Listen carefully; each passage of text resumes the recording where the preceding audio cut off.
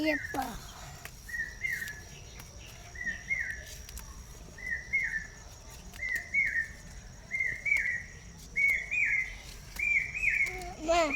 Photo எடு photo எடுவாதா எங்க எப்பா ரெண்டு இருக்கு என்னன்னு தெரியல. அதான் இது தெரியுதா என்னது இது? மந்தகளி. சரி.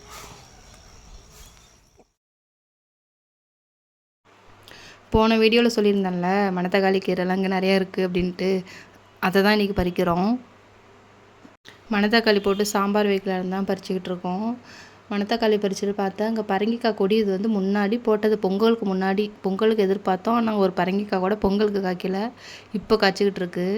ஒன்றே ஒன்று காய்ச்சிச்சு, இப்போ 2 பிஞ்சு வச்சுருக்கு. இங்கே ஒன்று வச்சுருக்கு, அங்கே காம்பவுண்ட் வரமாக ஒன்று வச்சுருக்கு. அது நாங்கள் இப்போ தான் பார்த்தோமே.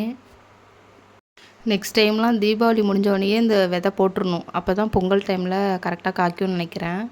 இந்த டைம் கொஞ்சம் தப்பு பண்ணியாச்சு, லேட்டாக தான் போட்டோம், அதான் இப்போ தான் காய்ச்சிருக்கு. பொங்கலுக்கெலாம் கடையில் தான் வாங்கினோம்.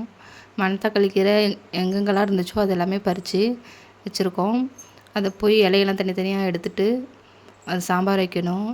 அந்த பழம் இருக்குது பார்த்திங்களா, அது வந்து நாங்கள் சின்ன வயசில் சாப்பிடுவோம். இந்த மாதிரி இருக்கும் பழம்னா, அது சின்ன வயசில் சாப்பிடுவோம். அதை இப்போ சாப்பிட்டு பார்த்தா இப்போ நல்லா இல்லைன்ட்டு போட்டுட்டா.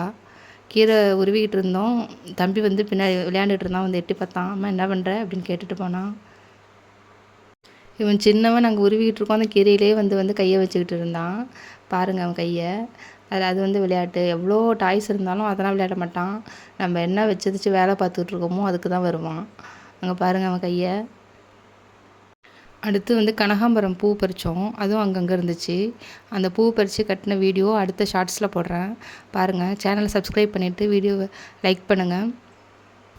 தேங்க்ஸ் ஃபார் வாட்சிங்.